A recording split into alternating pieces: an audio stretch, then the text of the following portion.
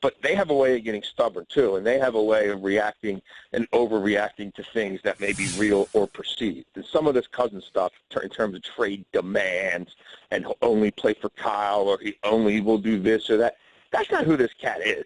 Right. I mean, it really isn't. Like, at the end of the day, if they pay him, if they negotiate off the franchise tag and put things in front of him that make sense, he'll be here with a smile on for a long time.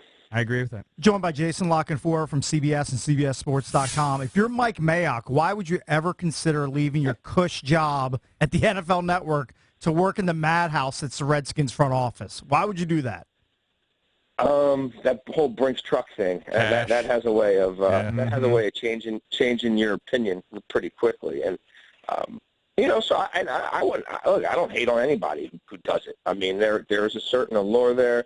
There's the sense that if you do win, you immediately become sort of a rock star. And, even Scott, it didn't take long for there to sort of a cult to build up of like, you know what I mean? In Scott we trust, and rightfully so. And a lot of that, again, just has to do with how unstable it's been for so long and how there hasn't really been that guy, that personnel guru type who is just a football guy who's not, involved in all the BS, who doesn't want to be in Aspen or, the French Riviera or whatever. He just wants to pick football players. And obviously there's been a need for that. But how long would it last? I mean, even if, and I like Mike. I worked with Mike for 3 years. I think Mike is really bright. I understand why they would be attracted to him. I think the John Lynch thing probably even, makes it a little more, a little more sort of buzzworthy. I can see how they're like, oh, well, we're getting in on this trend and blah, blah, blah, blah.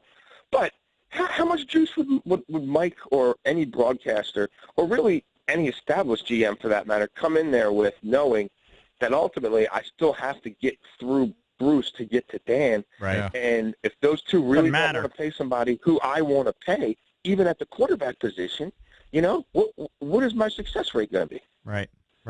It doesn't matter who they bring in. That's what we've learned. It doesn't, but if you're Mike Mayock, and I know Mayock said he had no one actually reached out to him and contacted him. Who knows what the truth is there? But if I'm Mike Mayock, I don't even know what NFL Network is paying him, but I know it's not more than what NFL GMs are making.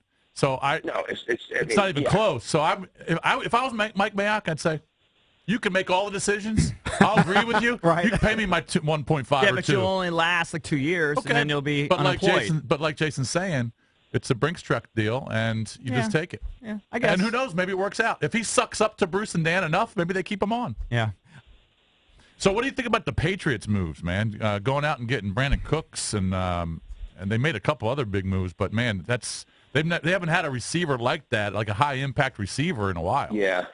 No, they haven't. And I really like the kid Mitchell they drafted last year, who came in a little hurt and then got a little banged up late in the year, but was pretty productive for a stretch there, and who's a young developing player. Hogan is, 26, 27, and I like what they did with him in restricted free agency last year. I like the Dwayne Allen trade. Basically, they kind of flop in Allen, who's not that different than Bennett, not as explosive, and he's got injury problems too, but he actually does block. He actually is a true tight end who can block and catch the football. They bought low on Coney Ely. I get that. You can never have enough pass rush. And they've got the crazy thing is I don't think they're close to done yet. Malcolm Butler, they're not going to pay him what Gilmore got, $14 million a year. And I was surprised they gave Gilmore that much money. Mm-hmm. But now they've got Butler on that RFA tag. If that agent's now shopping himself to 31 other teams saying, does anybody think we're worth 13 or 14 a year? If so, sign us to an offer sheet. I think we can get Belichick to trade us.